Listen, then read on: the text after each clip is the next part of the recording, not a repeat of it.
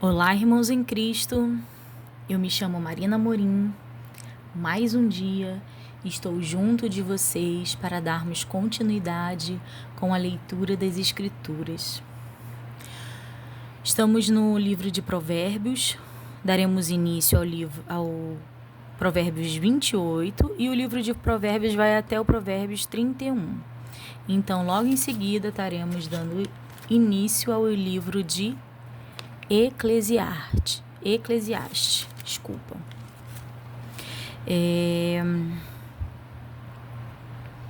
Mas como de costume, como já entendemos, como já compreendemos com a nossa mente e espírito, devemos sempre nos voltar ao Deus Criador, sempre buscar do nosso Senhor a força, a sabedoria. E de que maneira? Entrando em sua presença, falando com aquele que tudo vê, que tudo ouve, que nos acompanha dia após dia, que quer estar conosco, que quer caminhar conosco todos os dias. Então é a esse Deus que entregou seu Filho na cruz por amor a nós, para que pudéssemos ter salvação e vivermos uma vida eterna ao seu lado. É para esse Deus que criou todas as coisas que nós estaremos nos voltando neste momento. Então oremos. Soberano Deus e Pai,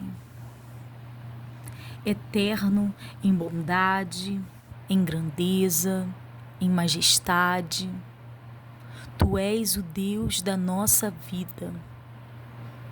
Confessamos com os nossos lábios que amamos a Deus, que cremos no Seu Filho, que cremos no plano da cruz para a salvação de toda a humanidade, de todo aquele que crê.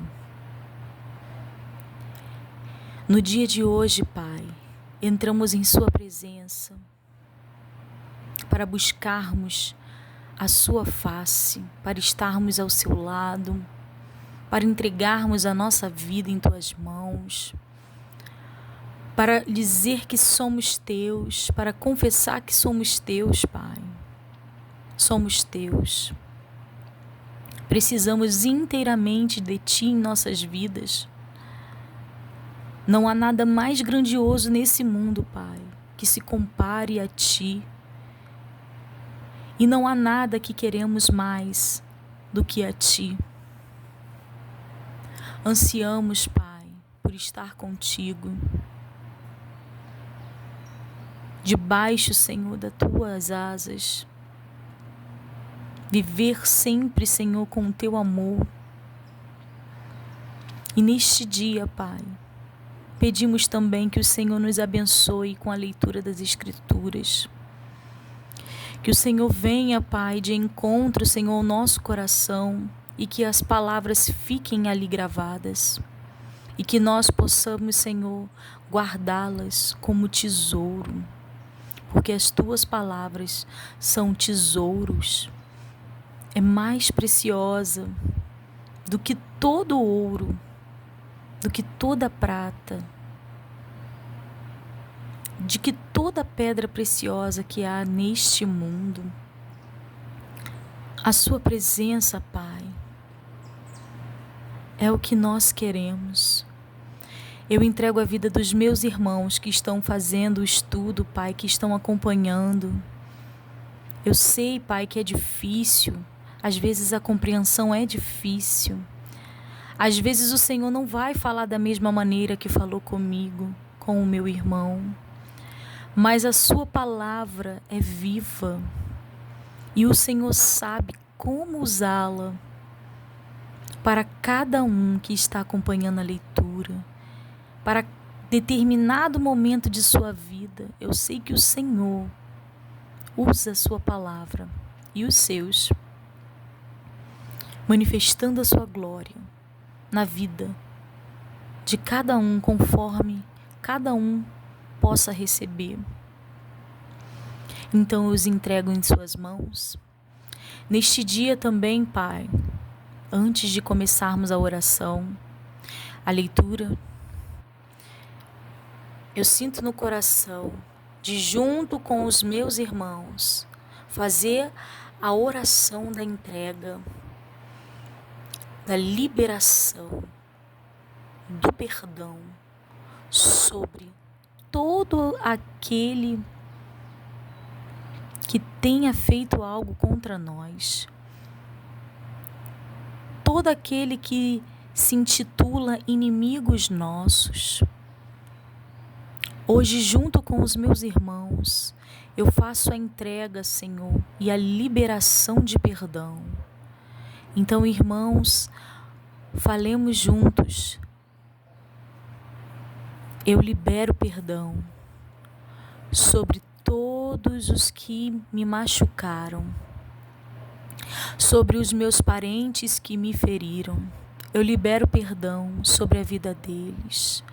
Libero perdão sobre a vida dos inimigos que se intitulam inimigos, daqueles ao qual não gostam de nós, daqueles que nos maldizem. Liberamos perdão nesta hora sobre todas as pessoas que tenham nos causado mal, de alguma maneira. Não ficaremos retendo o nosso perdão dentro de nós. Liberamos perdão neste dia. Seja familiar, seja um amigo, seja um desconhecido, seja quem está perto e seja quem está longe. Liberamos perdão sobre a vida daqueles que nos machucaram. E igualmente, pedimos perdão, Pai, por aqueles que nós ferimos também.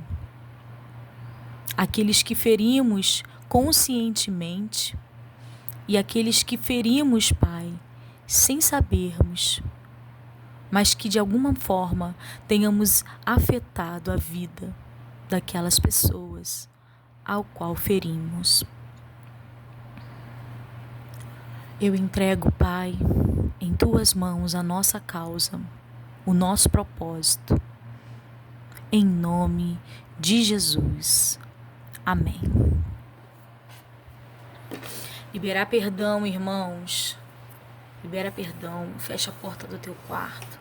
Continua liberando perdão. Liberar perdão não é um ato de você sentir e dizer: eu perdoo aquele irmão. Para você liberar perdão e você realmente ter perdoado, é quando você lembra do que te fizeram ou do que te ocorreu e essa lembrança não mais te machuca. Perdoar não é esquecer.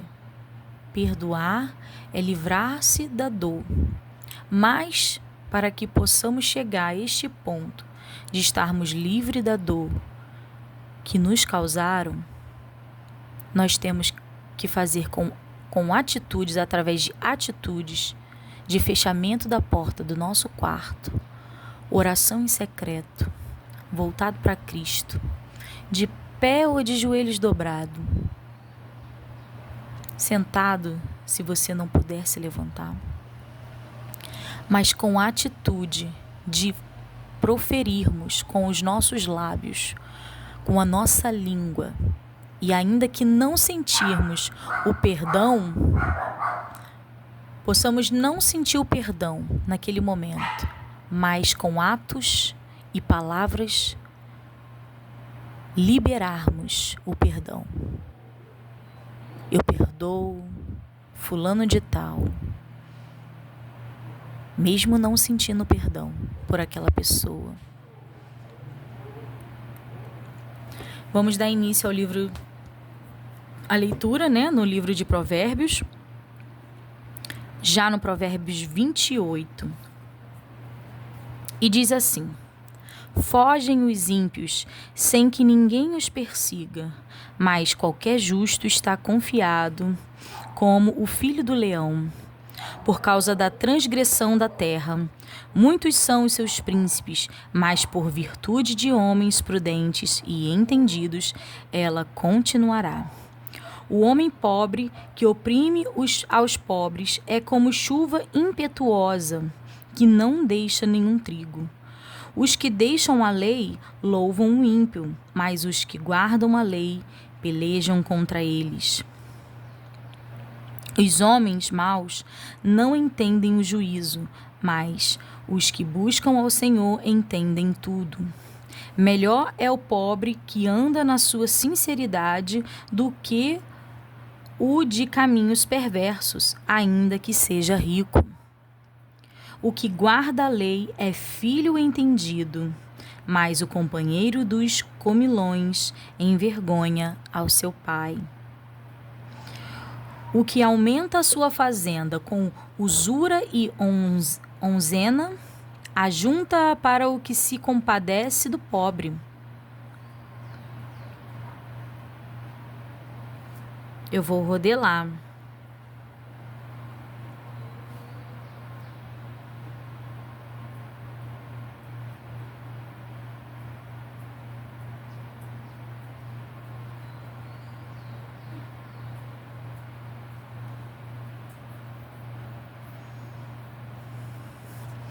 O que desvia os seus ouvidos de ouvir a lei, até a sua oração será abominável. O que faz com que os retos se desviem para um mau caminho, ele mesmo cairá na sua cova, mas os sinceros herdarão o bem.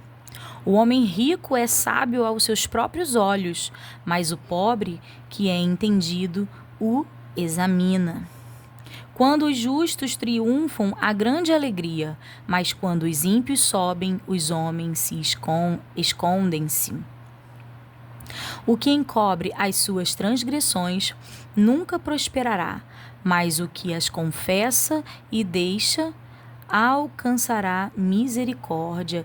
Gente, esse versículo do Provérbios 28, versículo 13,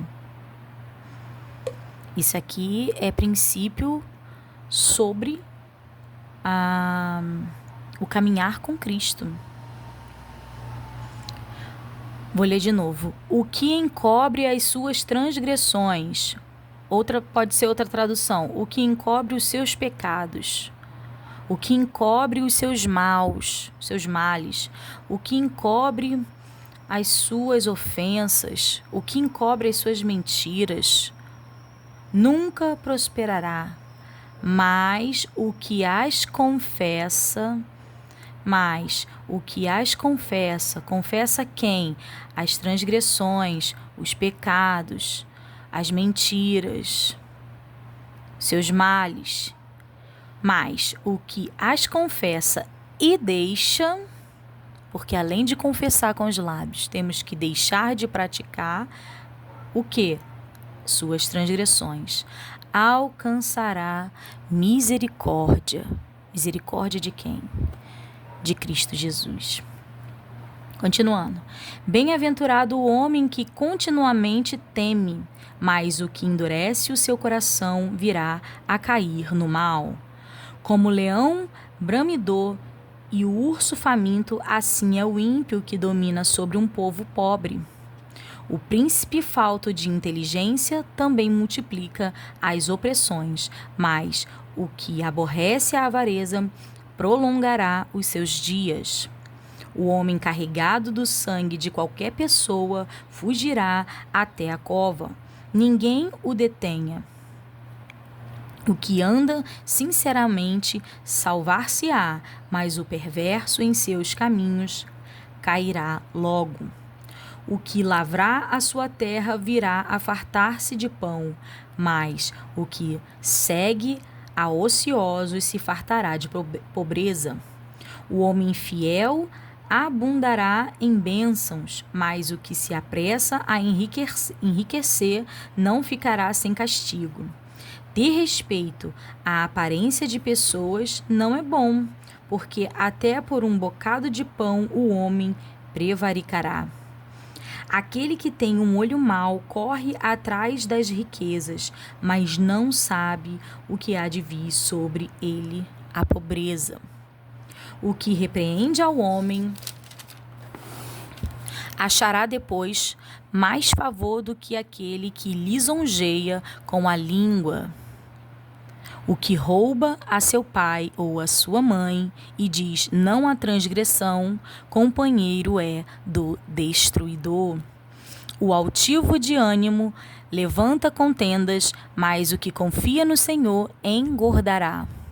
O que confia no seu próprio coração é insensato, mas o que anda sabiamente escapará. Falando desse versículo 26, o que confia no seu próprio coração é insensato. O que confia na sua própria força, o que confia no seu próprio entendimento, o que confia no que se entende sobre mundo, sobre maneira de viver, ele é insensato. Mas o que anda sabiamente escapará. Mas o que anda sabiamente é o que anda não confiando no seu próprio coração, no seu próprio emocional, no seu próprio manifestar de insegurança, tristeza, cobiça, raiva. Mas ele escapará por quê? Porque ele sabiamente se volta para um Deus Todo-Poderoso, para a sabedoria do Senhor, e ele escapará. O que confia no seu próprio coração é insensato, mas o que anda sabiamente escapará. O que dá ao pobre não terá necessidade, mas o que esconde os seus olhos terá muitas maldições. Quando os ímpios sobem, os homens se escondem, mas quando eles perecem, os justos se multiplicam. Provérbios 29 agora. O homem que muitas vezes repreendido endurece a cerviz será quebrantado de repente sem que haja cura. Quando os justos se engrandecem, o povo se alegra, mas quando o ímpio domina, o povo suspira. O homem que ama a sabedoria alegra a seu pai, mas o companheiro de prostitutas desperdiça a fazenda. O rei com juízo sustém a terra, mas o amigo de peitas a transtorna. O homem que lisonjeia a seu próximo arma uma rede aos seus passos. Na transgressão do homem mau há laço, mas o justo canta e regozija-se. Informa-se o justo da causa dos pobres, mas o ímpio não compreende isso. Informa-se os justos da causa dos pobres. Informa-se o justo da causa dos pobres. Busca o justo entender o que acontece com os pobres. Busca o justo a fazer algo sobre a causa dos pobres. Ele faz algo, ele toma atitude, ele procura saber quem está precisando, ele procura saber se tem alguém precisando de roupa, precisando de alimento, precisando de oração, precisando de abraço. Informa-se o justo das causas dos pobres, mas o ímpio, a quem aborrece a Deus, não compreende isso. Por quê, né? O ímpio deve ficar pensando, por quê? Perder tempo com aquele ou com esse. Os homens escarnecedores abraçam a cidade, mas os sábios desviam a ira. O homem sábio que pleiteia com o tolo, quer se perturbe, quer se ria, não terá descanso. Os homens sanguinários aborrecem aquele que é sincero, mas os retos procuram o seu bem. O tolo expande toda a sua ira, mas o sábio a encobre e reprime. O governador que dá atenção às palavras mentirosas achará que todos os seus servos são ímpios. O pobre e o usurário se encontram, e o Senhor alumia os olhos de ambos. O rei, que julga os pobres, conforme a verdade, firmará o seu trono para sempre. A vara e a repreensão dão sabedoria, mas o rapaz entregue a si mesmo envergonha a sua mãe. Quando os ímpios se multiplicam, multiplicam-se as transgressões, mas os justos verão a sua queda. Castiga a teu filho e te fará descansar, e dará delícias à tua alma. Não havendo profecia, o povo se corrompe, mas o que guarda a lei, esse é bem-aventurado.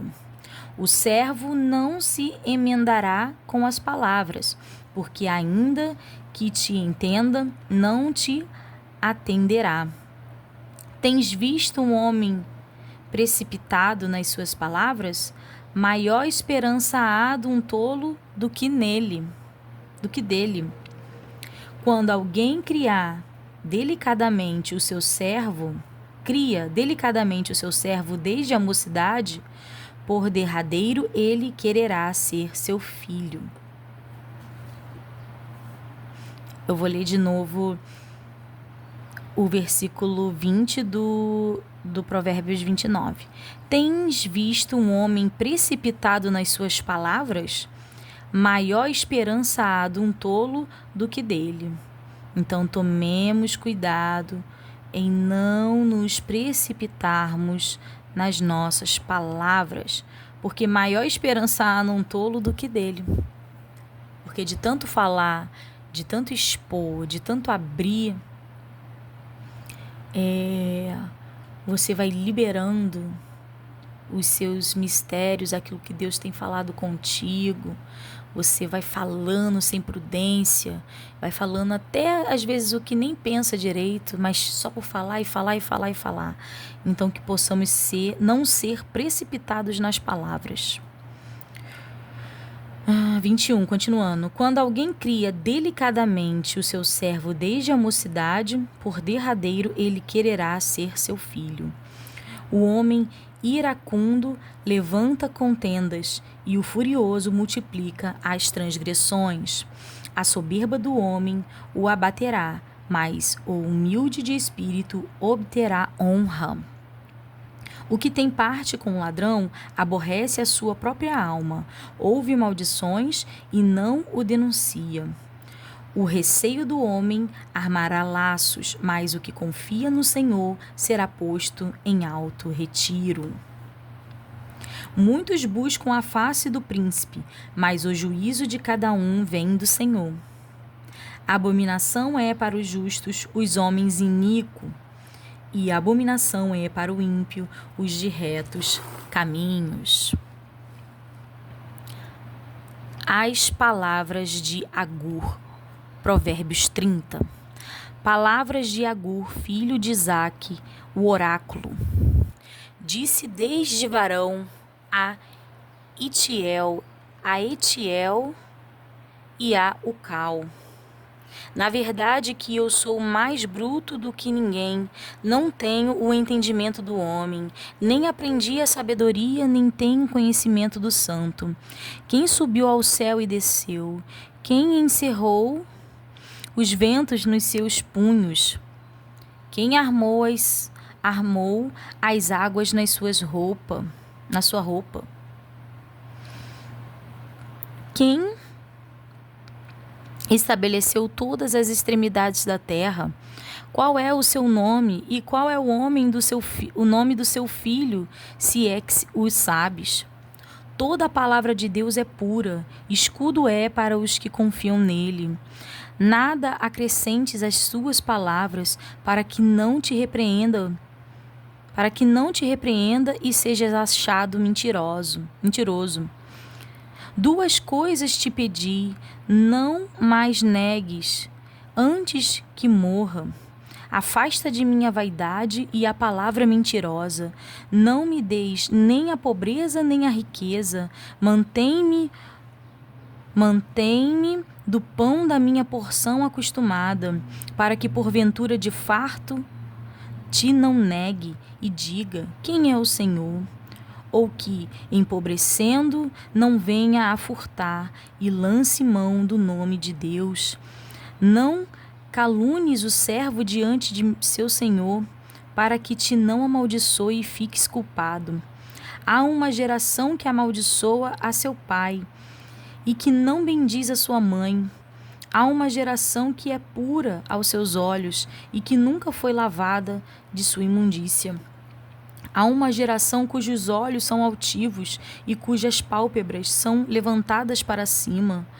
Há uma geração cujos dentes são espadas e cujos queixais são facas, para consumirem na terra os aflitos e os necessitados entre os homens. Eu quero ler de novo, irmãos, a partir do versículo 7. Duas coisas te pedi, não mais negue antes que morra. Afasta de mim a vaidade e a palavra mentirosa. Não me deis nem a pobreza nem a riqueza. Mantém-me do pão da minha porção acostumada, para que porventura de farto te não negue e diga: quem é o Senhor? Ou que empobrecendo não venha a furtar e lance mão do nome de Deus. Não calunies o servo diante do Senhor, para que te não amaldiçoes e fiques culpado. Aí continuando. A sanguessuga tem duas filhas, a saber, Dá. Estas três coisas nunca se fartam, e quatro nunca dizem basta. A sepultura, a madre estéril, a terra que se não farta de água e o fogo nunca dizem basta. Os olhos que zombam do pai ou desprezam a obediência da mãe, corvos do ribeiro os arrancarão e os pintões da águia os comerão.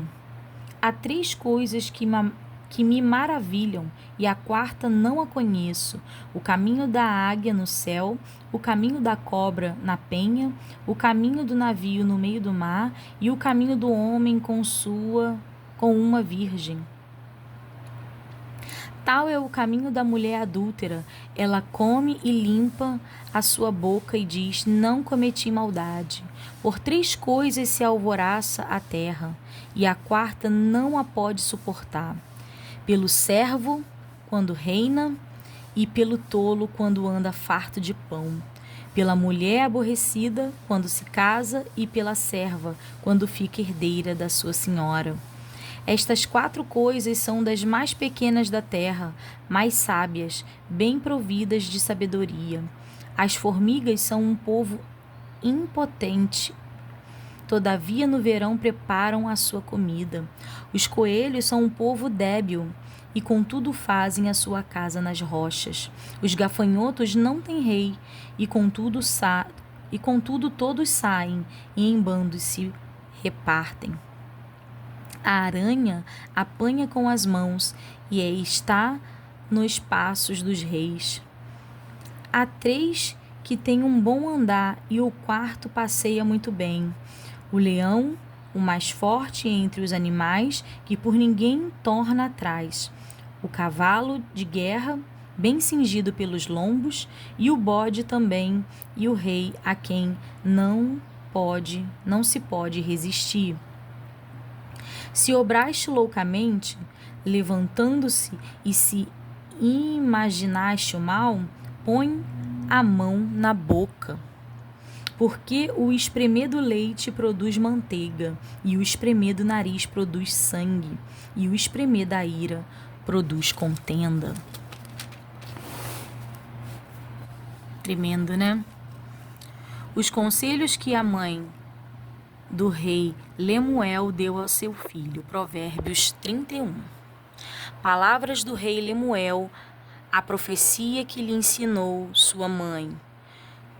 Como filho meu, e como, ó filho do meu ventre, e como, ó filho das minhas promessas, não deis às mulheres a tua força, nem os teus caminhos ao que destrói os reis.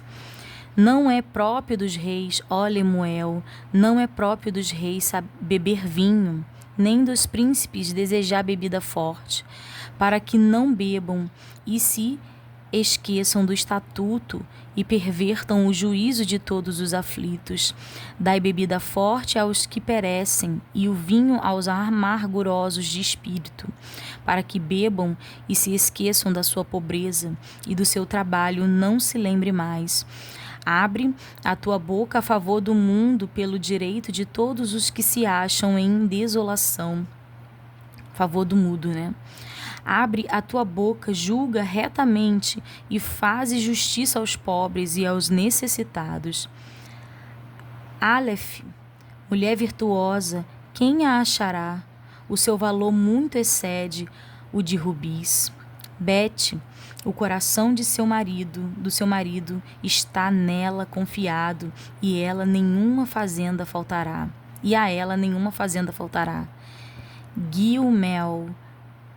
Guimel, ela lhe faz bem e não mal todos os dias da sua vida.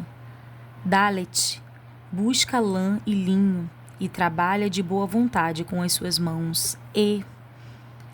É como um navio mercante, de longe traz o seu pão. Val, ainda de noite se levanta e dá mantimento à sua casa e a tarefa às suas servas. Zaine, examina uma herdade e adquire-a, planta uma vinha com o fruto de suas mãos. Et, cinge os seus lombos de força e fortalece os seus braços. Tet, prova e vê que é boa sua mercadoria e a sua lâmpada não se apaga de noite. Jode, estende as suas mãos ao fuso e as palmas das suas mãos pegam na roca. Caf, abre a sua mão ao aflito e ao necessitado estende as suas mãos. Lamed, não temerá por causa da neve, porque toda a sua casa anda forrada de roupa dobrada. Meme, faz para si tapeçaria de linho fino e de púrpura, é o seu vestido. Num, conhece-se o seu marido nas portas, quando se assenta com os anciões da terra. Zamek, faz panos de linho fino e vende-os e dá cintas aos mercadores. Aim, a força e a glória são os seus vestidos e rir-se do dia futuro. P, abre a sua boca com sabedoria e a lei da beneficência está na sua língua. Tzad, olha pelo governo de sua casa e não come o pão da preguiça.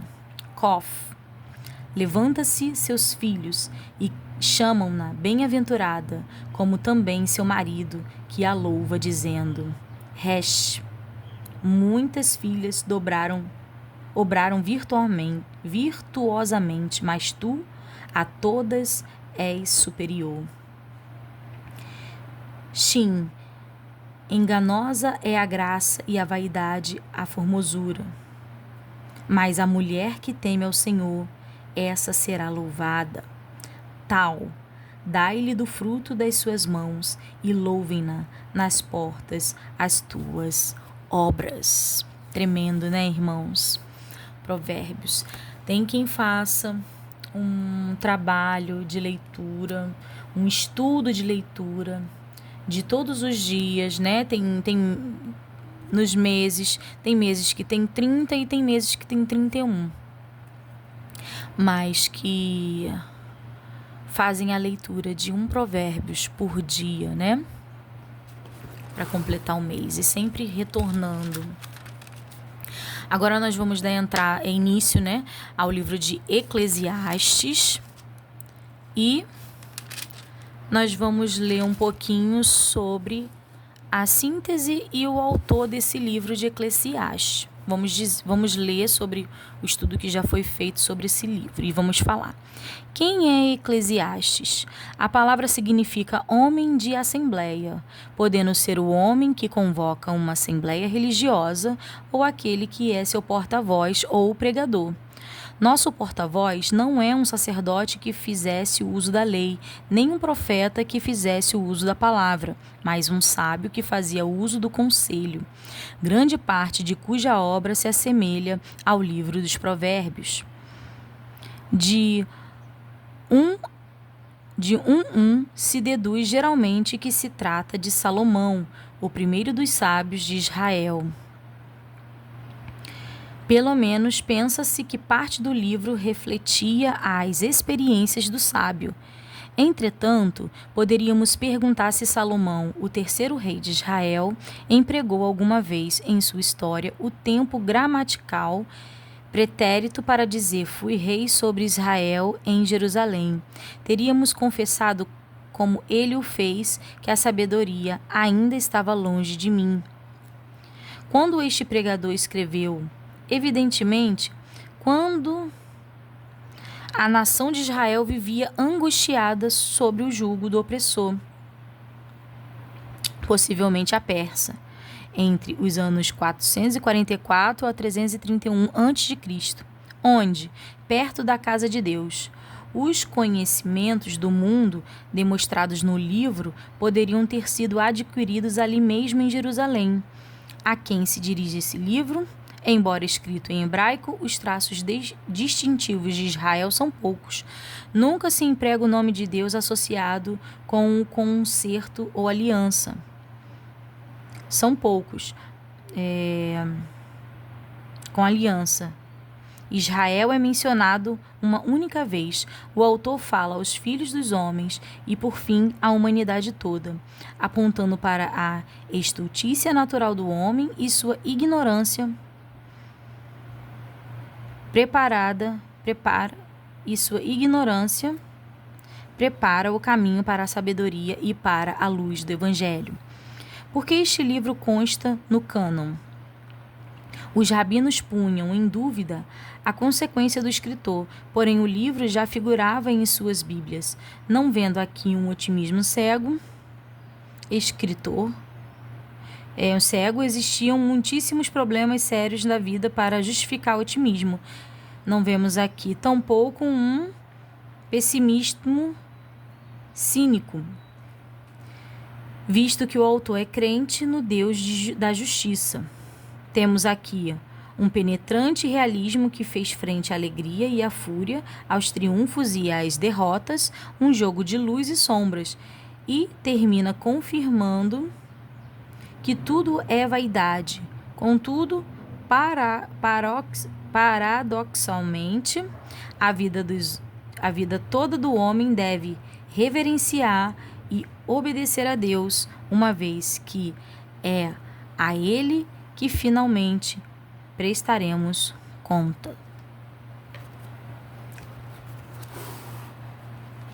Esse foi a síntese, do livro, explica um pouco do livro, o que diz o livro e sobre o autor.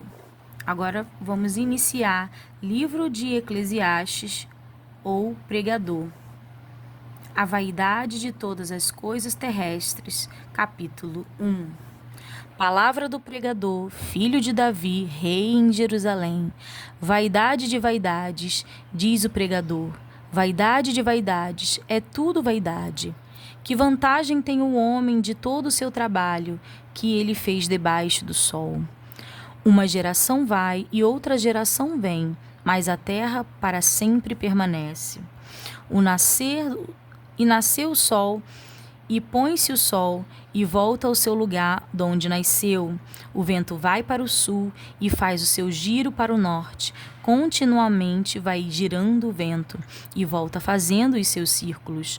Todos os ribeiros vão para o mar, e contudo o mar não se enche. Para o lugar para onde os ribeiros vão, para aí tornam eles aí. Todas estas coisas se cansam tanto que ninguém o pode declarar.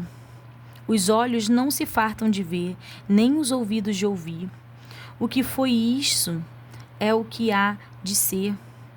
E o que se fez, isso se tornará a fazer, de modo que nada há novo debaixo do sol. Há alguma coisa de que se possa dizer, vê, isto é novo, já foi nos séculos passados, que foram antes de nós. Já não há lembrança das coisas que se precedem, e das coisas que hão de ser também delas não haverá lembrança, nos que hão de vir depois. Eu, o pregador, fui rei sobre Israel em Jerusalém, e apliquei o meu coração a esquadrinhar e a informar-me com sabedoria de tudo quanto sucede debaixo do céu. Esta enfadonha ocupação deu Deus aos filhos dos homens, para nela os exercitar. Atentei para todas as obras que se fazem debaixo do sol, e eis que tudo era vaidade e aflição de espírito. Aquilo que é torto não se pode endireitar, aquilo que falta não se pode ser calculado. Falei eu com meu coração, dizendo: eis que eu me engrandeci e sobrepujei em sabedoria a todos que houve antes de mim em Jerusalém. Na verdade, o meu coração contemplou abundantemente a sabedoria e a ciência. E apliquei o meu coração a conhecer a sabedoria, e a conhecer os desvarios e as loucuras. E vim a saber que também isso era aflição de espírito. Porque na muita sabedoria há muito enfado, e o que aumenta em ciência, aumenta em trabalho. Os prazeres e as riquezas não dão felicidade. Capítulo 2. Disse eu no meu coração: ora vem, eu te provarei com a alegria.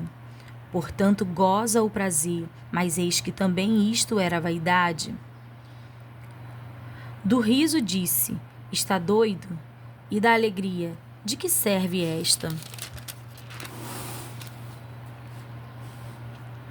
Busquei no meu coração como me daria ao vinho, regando, porém, o meu coração com sabedoria, e como reteria a loucura, até ver o que seria melhor que os filhos dos homens fizessem debaixo do céu, durante o número dos dias de sua vida.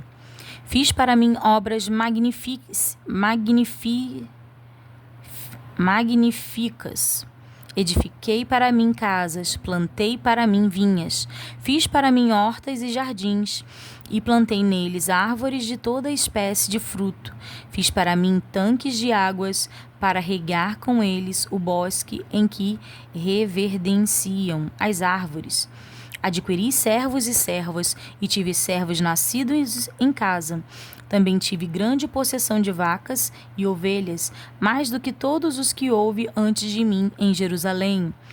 Amontoei também para mim prata e ouro, e joias de reis e das províncias. Provi-me de cantores e cantoras, e das delícias dos filhos dos homens, e de instrumentos de música de toda sorte. E engrandeci-me e aumentei mais do que todos os que houve antes de mim em Jerusalém. Preservou também comigo a minha sabedoria, e tudo quanto desejaram os meus olhos, não lhe neguei, nem privei o meu coração de alegria alguma, mas o meu coração se alegrou por todo o meu trabalho, e esta foi a minha porção de todo o meu trabalho. E olhei eu para todas as obras que fizeram as minhas mãos, como também para o trabalho que eu, trabalhando, tinha feito, e eis que tudo era vaidade e aflição de espírito, e que proveito nenhum havia debaixo do sol. Então passei à contemplação da sabedoria e dos desvarios e da doidice, porque fará o homem que seguir ao rei o mesmo que outros já fizeram. Então vi eu que a sabedoria é mais excelente do que a estultícia, quanto a luz é mais excelente do que as trevas. Os olhos dos sábios estão na sua cabeça, mas o louco anda em trevas. Também então entendi eu que o mesmo lhe sucede a todos, pelo que eu disse no meu coração, como acontece ao tolo, assim me sucederá a mim. Por que então busquei eu mais a sabedoria? Então disse no meu coração que também isto era vaidade. Porque nunca haverá mais lembrança do sábio do que do tolo, porquanto de tudo nos dias futuros, total, esquecimento haverá. E como morre o sábio, assim morre o tolo. Pelo que aborreci esta vida, porque a obra que se fez debaixo do sol me era penosa. Sim, tudo é vaidade e aflição de espírito. Também eu aborreci todo o meu trabalho, em que trabalhei debaixo do sol, visto como eu havia de deixá-lo ao homem que viesse depois de mim. E quem sabe se será sábio ou tolo. Contudo, ele se assenhoreará de todo o meu trabalho em que trabalhei e em que me houve sabiamente debaixo do sol. Também isto é vaidade. Pelo que eu me apliquei a fazer que o meu coração perdesse a esperança de todo o trabalho em que trabalhei debaixo do sol. Porque há homem cujo trabalho é feito com sabedoria e ciência e destreza, contudo há um homem que não trabalhou nele, o deixará como sua porção, com porção sua. Também isto é vaidade e grande enfado. Porque que mais tem o homem de todo o seu trabalho e da fadiga do seu coração em que ele anda trabalhando debaixo do sol? Porque todos os seus dias são dores, e a sua ocupação é desgosto. Até de noite não descansa o seu coração. Também isto é vaidade. Não é, pois, bom para o homem que coma e beba, e que faça gozar a sua alma do bem do seu trabalho? Isto também eu vi, que vem da mão de Deus. Porque quem pode comer ou quem pode gozar melhor do que eu? Porque o homem que é bom diante dele dá Deus sabedoria e conhecimento e alegria, mas ao pecador dá trabalho para que ele ajunte, amontoe e dê ao bom perante a sua face. Também isto é vaidade e aflição de espírito.